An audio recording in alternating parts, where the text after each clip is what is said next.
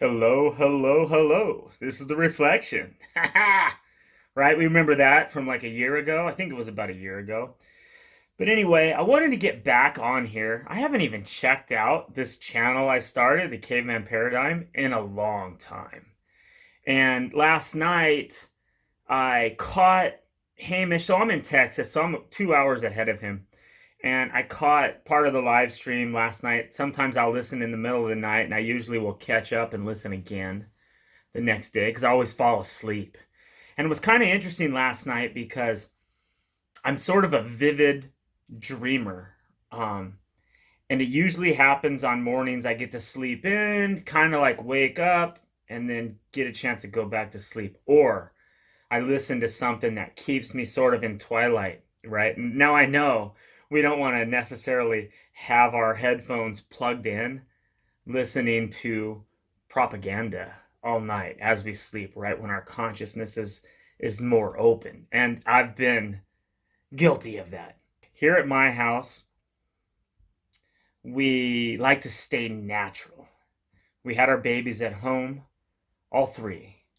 They've never been to a doctor, ever. They've never been sick, ever, even this year. No runny nose, no anything at our house whatsoever. We do homeschool our kids, and but we're active. I am a skateboarder, as you can see behind me, all the skateboard decks. I started skateboarding a couple years ago. That's what we do. We do a YouTube channel where I'm an old guy and I get out on a skateboard and I try to motivate other old dudes that think they're too old to get out there and get on a skateboard. And my kids are active with me on that channel, but it's homeschool most of the time. My oldest is 12, my youngest is 5, and I skate mostly with a 9-year-old. And, we get out and we do this all the time. And he's gotten quite good because he's got the time to do that. But anyhow, so I was listening to Hamish last night. And since I started this channel, and since in the beginning, right, there were a few people that were maybe a little aggravated that I was sort of squeezing in on Hamish at all. And really what it comes down to is I like to share my thoughts because these are some wild ideas that we all have. And I feel like it's good to bounce them off each other, that iron sharpens iron. So anyway, and listening to his live stream last night and being in a twilight sleep, it was interesting as to what sort of came to life in my consciousness in that state of mind. And it was really pretty cool. And these are thoughts that I already have, right? So, for instance, this idea, what was it called last night? His stream was reach a new level of expansion, something like that. I'll put that in the description below, and I'll probably even link his live stream if anybody happens to hear this and wants to hear what I'm referring to. It's the idea of the matrix. And I know I have a Christian background, and I had a very apocalyptic, revelation. I studied Revelation a lot. My family was real big on that. My parents are waiting to meet Jesus in the clouds. Okay, I believe that wholeheartedly. Back in 2011, this wasn't 2012 related. This was the feasts, right? The Hebrew roots. I had dug a hole in my yard. I had buried food. I had prepared a lot for what we all kind of saw here recently and maybe still see. I think there's a lot of you still seeing it.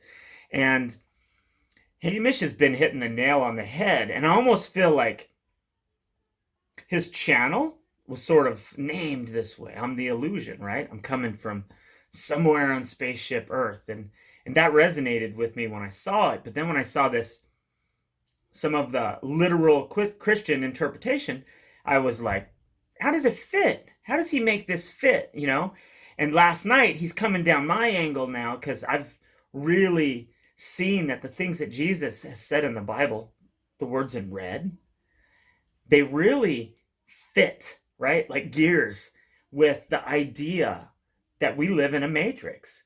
I say to the mountain, be thou removed and cast into the sea, and it'll be done for you. Well, in a matrix reality, in computer kind of reality, that's possible, right? So the book, the good book, the Bible, tells us about Noah's Ark, right? Where they house for the storm one of each gender of every living animal on the planet, right? And it's pretty unrealistic story. If we watch that movie about Noah's Ark with whoever that guy was, I don't care about that comedian dude. Um, it's ridiculous. It's kind of ridiculous to think that actually happened. However, picture this. This is a rather old thumb drive. This is Noah's Ark, right? In a matrix world, this is like Noah's Ark, right? You're saving the data, the ones and the zeros, for the mountains, the fish, for every living animal, male and female, alike, right? Noah's Ark. It's like there's all these layers in interpreting this stuff that it really blows my mind. And if you get fixed on what the preacher tells you and you don't open your mind up enough because you're stubborn, you're never going to come upon an idea like that or the reality that Jesus said. You could say to the mountain, be removed and cast into the sea, and it would be done for you. You go to church and they want to lay hands on you, or they want to pray about your illness or your affliction or whatever. But you know what? Nothing ever gets handled there, ever. Because they don't really believe it. They don't really believe it. They think it's something that they're waiting for. You know? In fact, Jesus didn't say that. He didn't say that. He said, you do it. You have these gifts. You have this ability. He got mad at Peter when he told them about the crucifixion that was going to happen. And Peter says, no, man, we got your back. We're not going to let any of that happen. And Jesus said, yo, get behind me, Satan. He called him Satan. He said, why are you worried about the things of the world, right? And I'm not going to go in. I'm going to dig out the verses. Anybody that wants to do that, go do that. This is not the channel. I do not want to get into any kind of a theological debate with anybody. I did that in 2011, right? I was that false prophet that was scaring the crap out of people, man. I was just doing what I shouldn't have done. I'm doing it out of love, I so thought. But I wasn't really. Jesus never said to do that. So anyway, it brings me back to what he's saying last night. This matrix idea, like tuning fork goes off in me when I hear that, because I cannot separate myself from knowing that's true. We're the programmers. If it's a computer game, if it's a matrix, we're the programmers, you know? What did he say when, I think it was Peter again also, and they got in the boat, and the storm had the big waves. And what did he say? No, hold on. Peter fell out of the boat. He was drowning, something like that, the story. He was drowning, and Jesus puts his hand out, and he says, come to me. And he walked out on the water and came to him. But then he sees, turns around, looks over his shoulder, and sees this ginormous wave. And it says, he began to sink, starting to fear, right? Fear basically takes the vessel and turns it. And for those who don't know James chapter 5, if you read James chapter 5, it talks about boats use a rudder.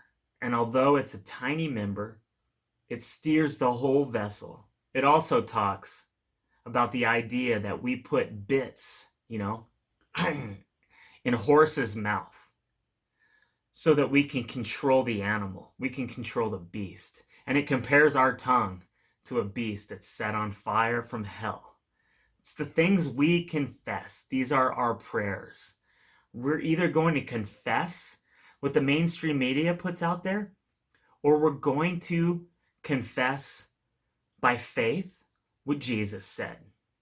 Be like the birds of the field. They don't worry about what they're going to eat. They don't worry about any of that stuff. They don't worry about what they're going to wear. Have faith. Ye of little faith, you call me Lord, but you don't do the things I say. It's simple. It really is simple. Don't pay attention and don't look at it. Now, I don't know how this all breaks down for everybody. I feel like this reality could be much more like a dream. When I went to sleep last night, I had all kinds of crazy dreams. I have a dream where I'm in California and I always find myself on my crotch rocket without my helmet. When I was a kid, I was in school with no clothes on, right? So we have these dreams that don't make sense. I dream about certain houses that I've never been to, but for some reason, I always visit these other places in my dreams. It's like another house I live in there in the dream world, and I've never been there. It does not exist. So that's where I'm going with it, man. Like, Hamish, you're on point. You're on point, and we're all trying to figure out how it works. And I've had a lot of miracles in my life, and I know there is so much power in belief. It's the only thing that matters. What you believe, the placebo effect is real. Nocebo surgeries, they're real. The data's there. It proves it, The promises that Jesus said in a matrix or dream type reality are absolutely true. So I've put some videos back in the beginning of this channel where I talk about some of the heavy dreams I had and different miracles I've had in my life, where I've come to believe this to the point that I've tested it and I know that it works. But when you have kids, and I have 3 little ones, I'm 50 also, like Hamish, the reflection. Now, when you have kids, it gets real, And I remember when Hamish first started talking about things that were going on, and he started going to that dark place, And I was like, no, dude, this thing's not real. I was posting up on his live streams and in his comment sections, like, this isn't real, man. This whole virus thing is BS. I knew it was BS from the beginning, but it didn't change the fear for me was different, because it was more of a fear of what those leaders are going to do, And I really like how Hamish has really opened up in me the idea that, you need to become your local government. That makes great sense. I love that he's doing that, and I want to take a more active role. I don't really know how to get started, but why not? I'd like to. It's something I'm interested in. So anyway, I'm going to try to edit this up into something that makes sense and share it with you guys. And, the hashtag high frequency tribe, I'm going with it, man. I'm part of this group. And I want to hear what you guys have to say about it too. I mean, maybe somebody comes off with an idea that I hadn't thought about, and click, something goes off, right? So anyway, love you all. Keep a positive mind. High frequency tribe, and don't let the media get you riled. Okay, laters.